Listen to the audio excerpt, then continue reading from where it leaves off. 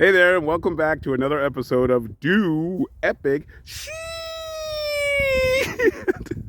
I'm here today in South Londonderry, Vermont on Anjali Farms with one of my very best friends going back over 41 years, Mr. Emmett Dunbar. Doing epic shit.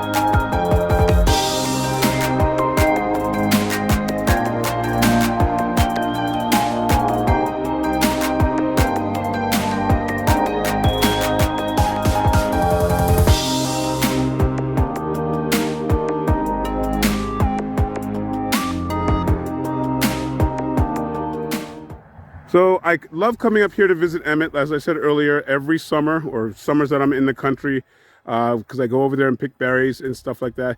Emmett has been an organic farmer for more than 20 years here up in Vermont, and here he is to explain some of where we are right now. We're at 1,200 feet on the south side of the hill in a valley in southern Vermont, and the land's been open for a couple hundred years. Dairy farm for a number of years.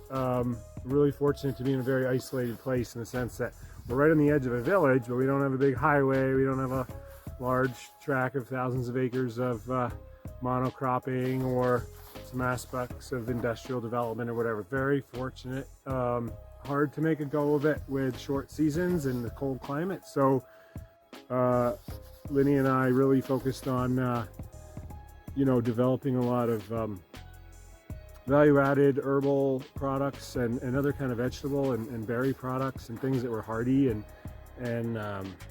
just preserving this land and keeping this land going. And it's been so great and incredible to be here because the transition of it has been one where the soil is so rich. It went from its last enacted dairy in like 1968 and then kind of as a pasture and then fallow. And we've been practicing biodynamic and organic agriculture since we arrived in 2000. And we haven't been certified since about 16, certified organic, but we're kind of, working beyond organic. And the whole thing with organic is really simple. Whatever people's arguments are, economic, political, social, practice, cost, the bottom line is there's one water table, there's one hydrologic cycle, there's one amount of water on the planet, and all water is obviously just feeding into itself. And so one of the largest contributors to the degradation of our aquatic ecosystems and the natural state of the oceans and the waterways are agriculture and industrial agriculture and chemical agriculture, which is all just an advent from treaties from World War II. When in Versailles they said we weren't going to use chemicals to poison each other with humans, we're like, but we can use it on bugs. We don't want the industry to fail, keep this economy going. Advent also of the global economy. So while the chemical industry is booming out of the 20s and 30s through World War I into World War II, and then they're like, well, we shouldn't really do this. Well, we can use it to kill bugs. We're on bugs.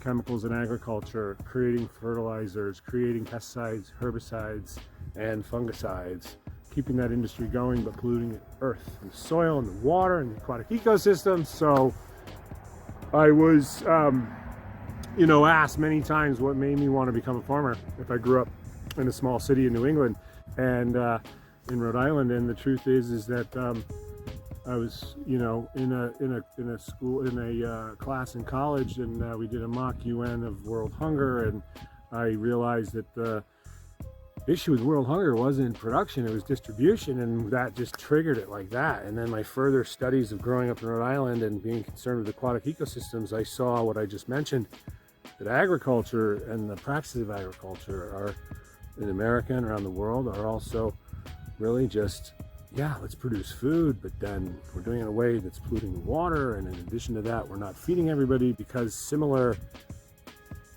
corporate ownership of production is also distribution and all that stuff. So no conspiracy theory included, just fact and economics and control and power.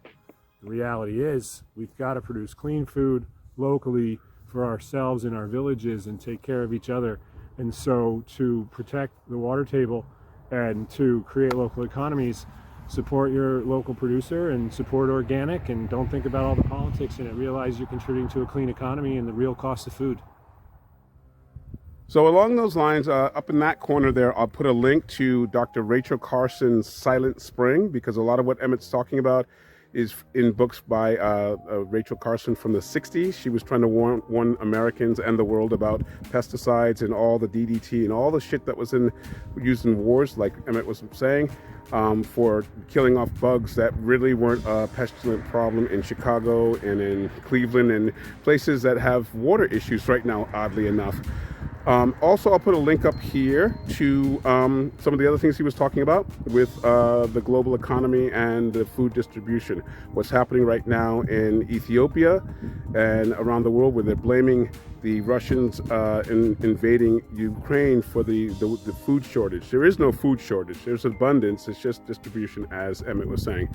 So we're going to head up and we'll talk more about a lot of the stuff. But I thank you for joining in right now. And I'm going to have Emmett speak a little bit more about.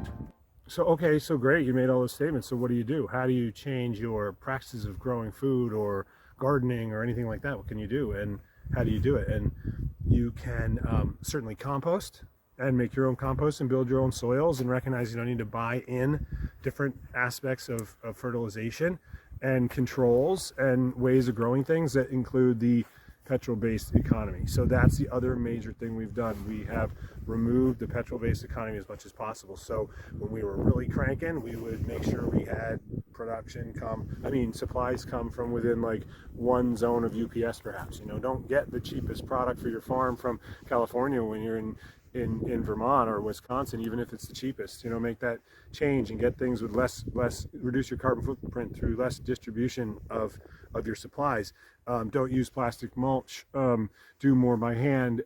Smaller agriculture, smaller plots, less fuel, less intakes. Fuel in plastics and fuels for equipment, and packaging materials, and pots in your greenhouses, all these things to eliminate petrol, eliminate that. However you can do it in your garden, in your own home, in your own gardening. Like immediately you can just, what am I using that's directly connected to the petrol economy, and how do I eliminate that? And then the other big piece that we do here is so much seed saving, and continuing that seed saving of those heirloom lines that help us combat the continued use of genetically modified organisms, which dominate the DNA and the genomes of plant varieties once they're introduced or they're in the area permanently. Easy to learn how to save your own seeds, really easy to have your own compost, and certainly any reduction you do of buying fiber pots instead of plastic, for example, to reduce that petrol in your garden.